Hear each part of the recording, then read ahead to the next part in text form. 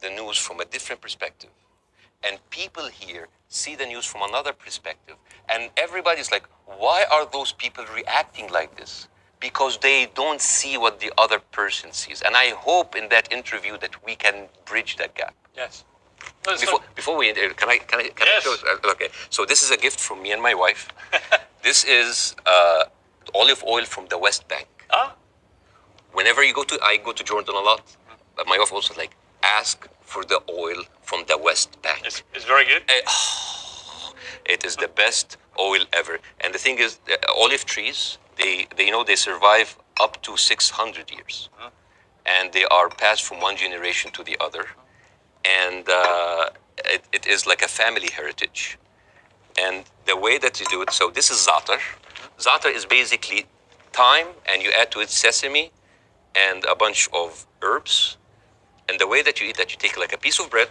We don't have to do it now, maybe at the end of the interview. Yeah, we'll do it, yeah. And you soak it a little bit in the oil, yeah. And then you take the za'atar. And I'll demonstrate here. Chuk, chuk, chuk. And then and then here. I love it. Well, I love Arabic food. So at the end of the interview, you're leaving with this oil. So I will take that. It shows that. Well, yeah. Thank you. And it's very kind of your wife. Thank you. Thank you very much for me. Well, I'm the one who bought it, but it's okay. Obviously, you started the last interview with, I would argue, savagely dark humor involving your wife. How you've been trying to kill her, and she was using your kids as human shields and stuff. And I'll be honest with you. And I'm still trying to. But you know what? When I failed, you know what I did? I went out to the house and I just like randomly slapped other neighbors. So, it's interesting. By mistake. Now, this time I'm ready for you, okay? This time I'm ready for the humor. Oh, you're ready, okay. No, but it's interesting because last time I was very taken aback. And I remember thinking, as you were doing this right off the top, I remember feeling very uncomfortable, unusually uncomfortable, and thinking I didn't know how to react to that. I didn't know whether I was supposed to laugh or be silent, and I sort of ended up sort of slightly grimacing, half laugh and listening. And then I realized it was very powerful what you were doing. It was satirical, but it was savagely satirical and extremely effective. And that's why I think the interview did so well. But I'm not going to pretend that I found it easy to listen to it or to react to it, because I didn't. You know why? Because all I did was just take the talking points that's been in the media, not just for after October 7th, all through the conflict. It's always like, we need to kill it. All right. You need to kill 5? No, kill 10. You need to kill some? No, kill all. This is what satire does. It take reality, flip it on its head, exaggerate it, and then you can see how sometimes very uncomfortable and even sometimes stupid that sounds. Because I was just reacting to whatever the media is telling me. It's like, oh yeah, okay, do it. Come. There's no pushback. So suddenly, the person who's proposing the most extreme measures is like, oh, we'll take it. Oh no, that's too much. So that was like a very simple technique. I just took the talking point and just exaggerated. It was devastatingly effective, I think. Yeah. First, before we go any further, how is your wife's family? Because she is half Palestinian. Yeah. Are they okay? They're good. They're good. They are safe for now. Yeah. As like that last week, there was no internet, as you have. Yes. I saw you tweet at the IDF. It's like, how can they know?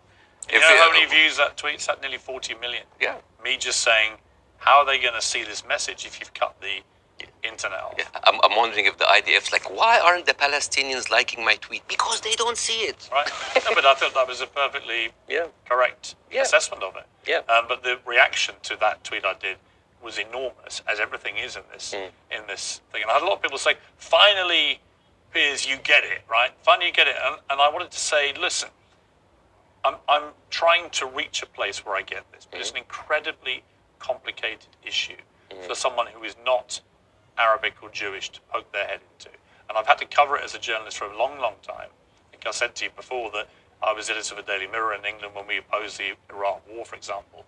So, I have taken stands on this thing. On this one, I find, and I'm going to be completely straight with you, I discussed this with Jordan Peterson this week, and he did a pretty incendiary tweet in which he said, give them hell, Netanyahu, enough is enough.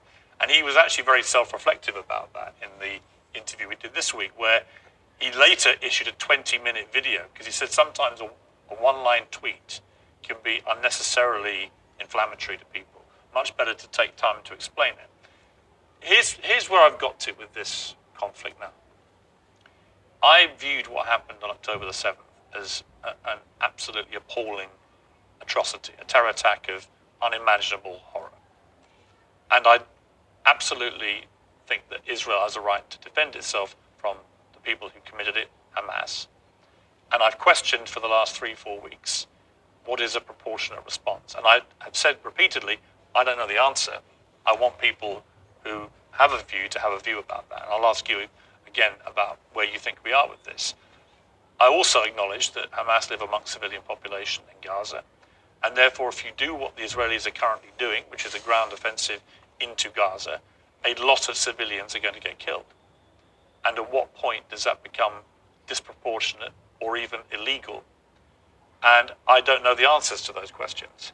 And I have a moral quandary because my instinct is to say that Israel has no choice but to respond to what happened in a very forceful manner.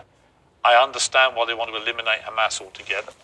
I understand that if they feel they can, then perhaps we can move to a two-state solution or peace or whatever it may be, although I don't think Netanyahu will ever be the person to do that. But the moral question for me is, at what point does this become disproportionate? And when you see thousands of children being killed